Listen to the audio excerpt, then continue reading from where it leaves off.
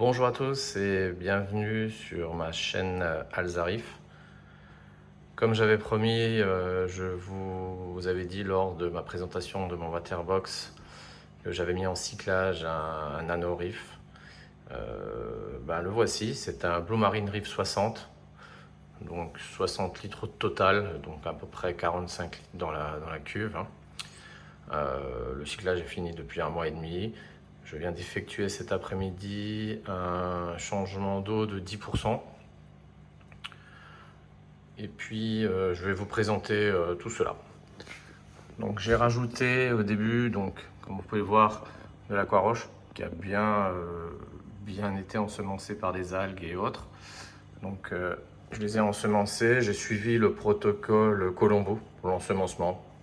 Voilà, voir si c'est bien ou pas bien. Via les commentaires, dites-le moi, ce que vous aurez conseillé. J'ai mis du sable que j'ai aussi ensemencé au début. Bien sûr, bien le nettoyer le sable, nettoyer plusieurs fois, des dizaines de fois. Et ensuite, je les ai laissés reposer pendant 3-4 jours avec des bactéries, avec un thermomètre pour que l'eau soit effectivement à température.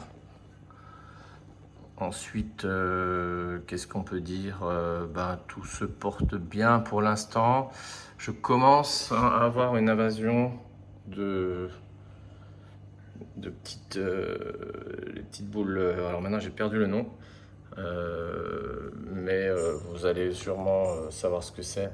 Je vais justement acheter ce week-end un Crame Mitrax qui va s'occuper de tout ça. J'ai rajouté, en termes d'animaux, j'ai rajouté un morceau de Lobon Phyto qui s'était détaché de mon pied principal de mon Waterbox. Pareil, j'ai rajouté du Discosoma. Alors je ne sais plus si c'est du Rhodactis maintenant ou du Discosoma, qui était aussi détaché d'un pied mère que j'ai dans le Waterbox. J'ai bien sûr mis un couple de clowns.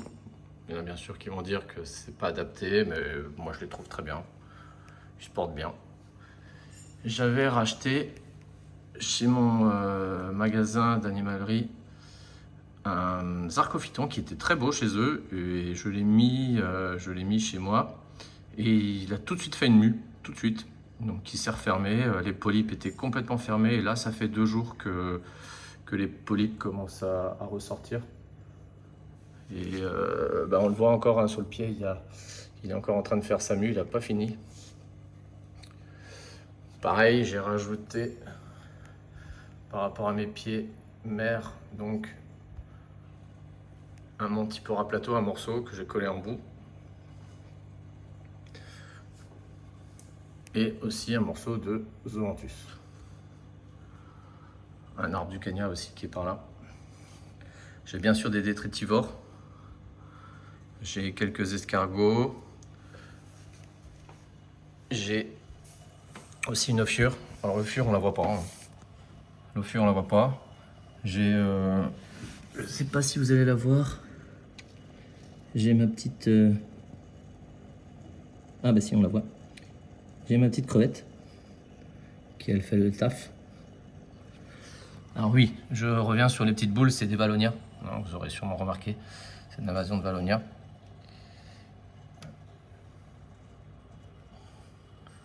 Donc concernant mes paramètres, comme j'ai changé l'eau tout à l'heure, j'ai refait mes paramètres là il y a une demi-heure de cela. En cache, le cache avait un peu baissé suite au changement d'eau, alors qu'il était bon depuis 8 jours. Donc il a un peu baissé, il était passé à 6,3, donc j'ai mis du cache buffer. Le calcium par contre il n'a pas trop bougé, il était à 410. Donc j'en ai rajouté un peu, mais vraiment pour dire d'en rajouter.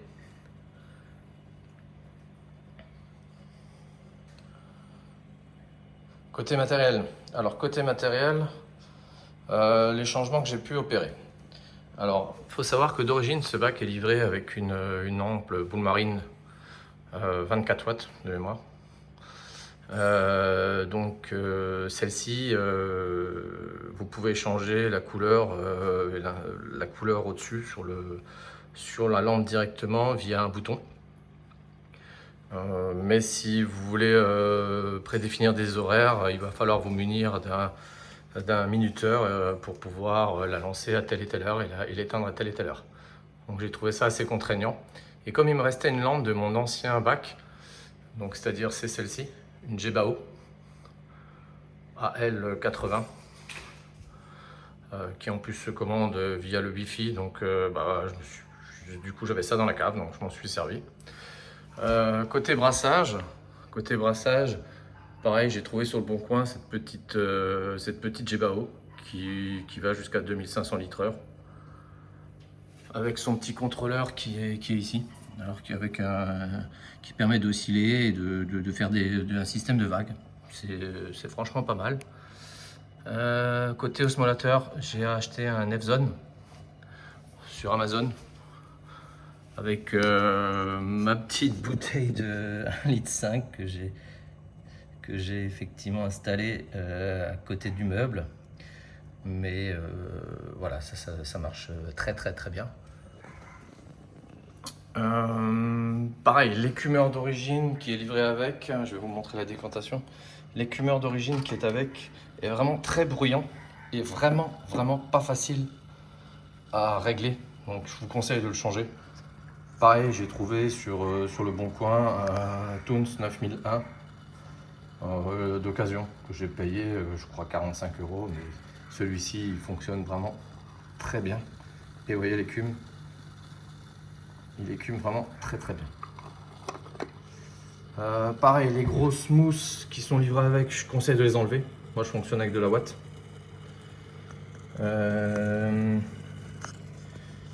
Donc le chauffage bien sûr, donc un chauffage Eheim.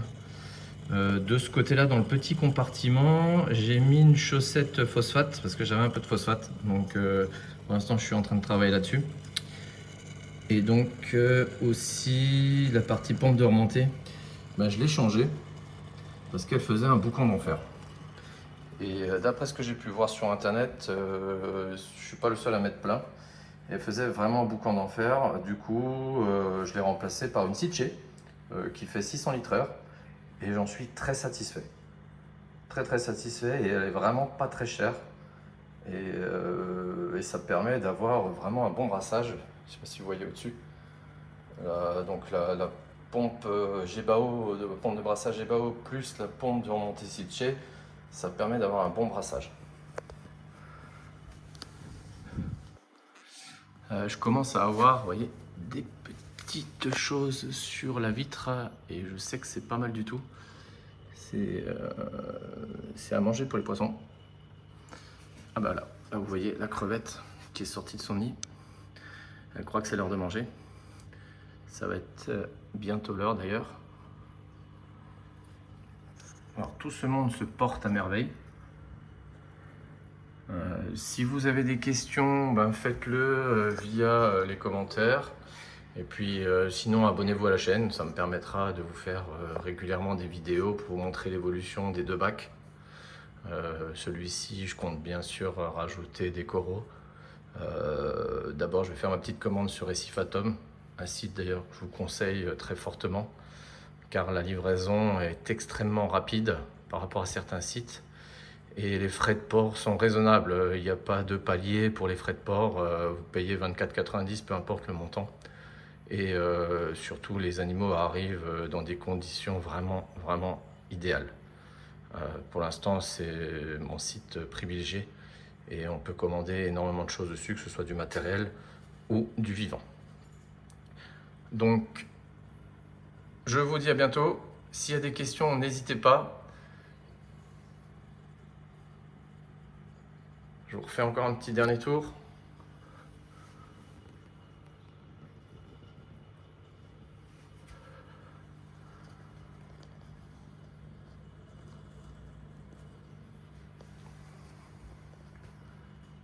Merci à vous. À bientôt.